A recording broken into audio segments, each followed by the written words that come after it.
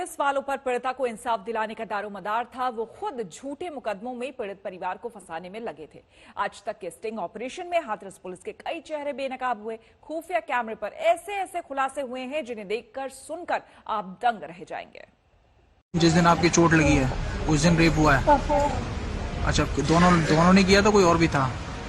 वो दोनों थे, पर बाकी सब बंदे थे। आपने देखा हाथरस की पीड़िता का ये आखिरी पैगाम।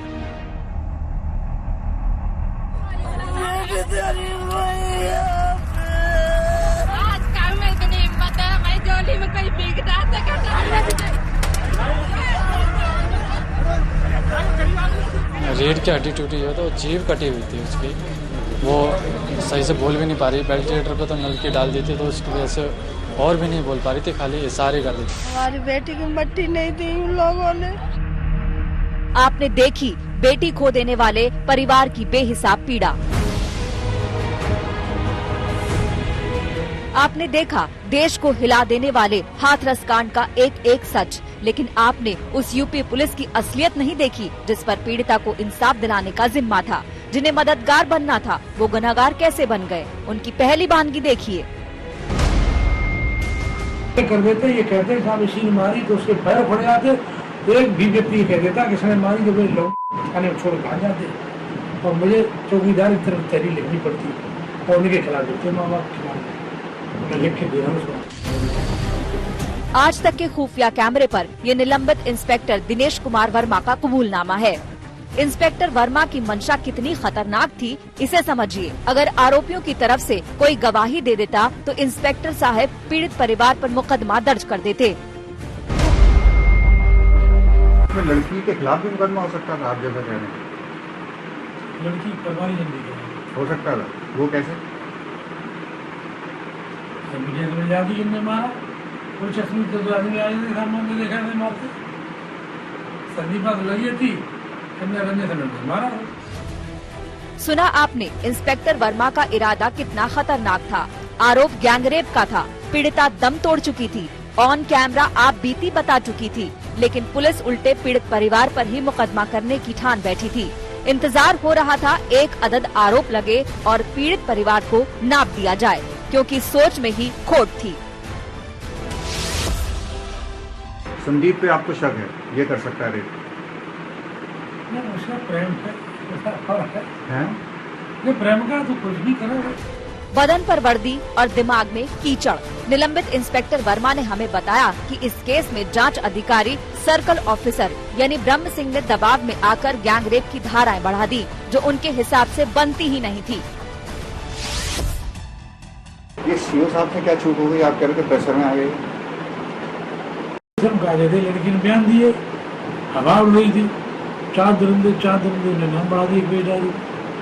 पहले वाले सीओ साहब थे, यादव जी। दूसरे वालों ने बढ़ाया, ब्रह्म सिंह जी ने। तो आपके हिसाब से नहीं बढ़ाने चाहिए?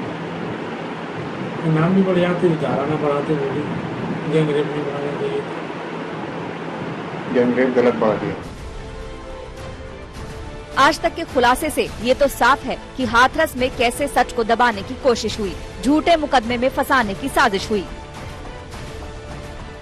हाथरस से जमशेद और नितिन जैन के साथ आज तक ब्यूरो। 29 सितंबर की रात हाथरस की पीड़िता बेटी का जिस तरह अंतिम संस्कार किया गया, उसमें पुलिस प्रशासन पर कई सवाल खड़े हो रहे हैं। इस मामले में निलंबित इंस्पेक्टर दिनेश वर्मा ने आज तक के खुफिया कैमरे पर कबूल किया कि ये सब कुछ डीएम और कमिश्नर के कहने पर हुआ।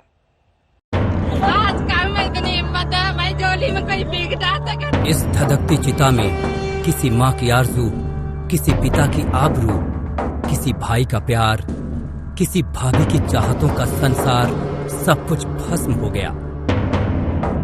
29 सितंबर की रात हाथरस में पीड़िता के गांव में जलती इस चिता ने सवालों और संदेहों की आग को भड़का दिया।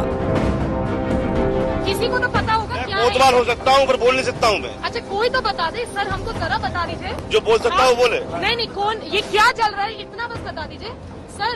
बस इतना सा मुझे बता दीजिए, बस मेरी इन्फॉर्मेशन। मैं क्राइम अभी आप बोल रहे थे ना कि कुछ और चल रहा है। I don't know. नहीं अभी मैं आप बाहर से हूँ। नहीं अभी आपने मुझे बोला कि नहीं बॉडी नहीं है, क्या है सर, बॉडी है कि नहीं है? मेरी ड्यूटी यहाँ पर है आप लोगों को इस बताने मैं के लिए कि आप लोग आगे न बढ़े। बस मैं आगे नहीं बढ़ रही हूँ, आप मुझे बता दीजिए क्या चल रहा है। आप इस बारे में डीएम साहब से पूछना क्या चल रहा है सर? अब सवाल है कि रात के अंधेरे में क्यों किया गया पीड़िता का अंतिम संस्कार? किसके हुक्म से रात के अंधेरे में हुआ पीड़िता का अंतिम संस्कार? हमारे अंडरकवर रिपोर्टर ने हाथरस के चंदपा थाने के निलंबित इंस्पेक्टर दिनेश वर्मा को पकड़ा तो उन्होंने अंतिम संस्कार वाले मामले में भी बड़ा खुलासा किया कि ऐसा रात में ही क्यों किया गया।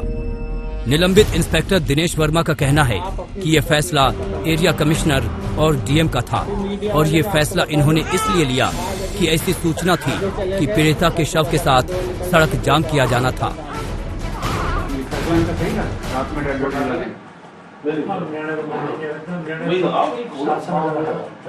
इसलिए रात कल मुख्यमंत्री तो आते नहीं और कंप्लेंट वाली करते रहे और इसमें हो जाती बहुत ये भी चांस थे कि वहाँ से उठ के बॉडी सड़क पे आ सकती थी, सड़क आ जाती तो आगरा तक इधर जाम होता, अलीगढ़ इधर जाम होता, बहुत पॉलिटिक्स होती।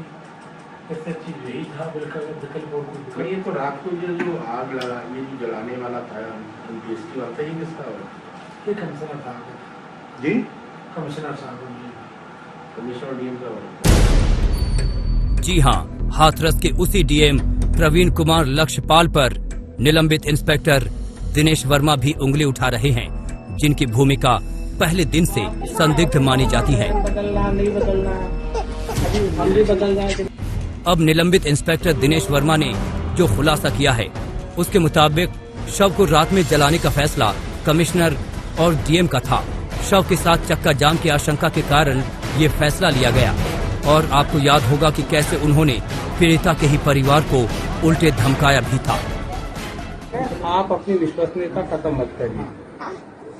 तो मीडिया वाले मैं आपको बता दूं, आज अभी आधे चले गए, कल सुबह तक आधे और निकल जाएंगे, 2-4 बजेंगे कल शाम और हम ही आपके साथ खड़े हैं। अब आप देखिए कि पुलिस वालों पर तो कार्रवाई हो गई, एसपी तक नप गए, लेकिन डीएम साहब ठसक के साथ हाथरस में जमे हुए हैं।